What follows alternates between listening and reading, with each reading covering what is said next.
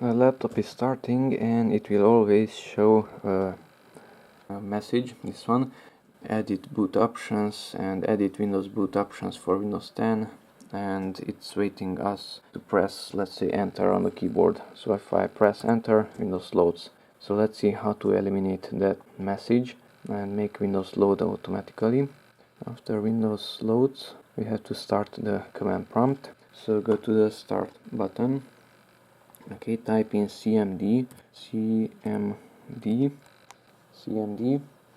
and right click that command prompt and run it as administrator. Okay, the administrator word must be there, like here. Okay, and type in here the following: bcdedit /set optionsedit and no.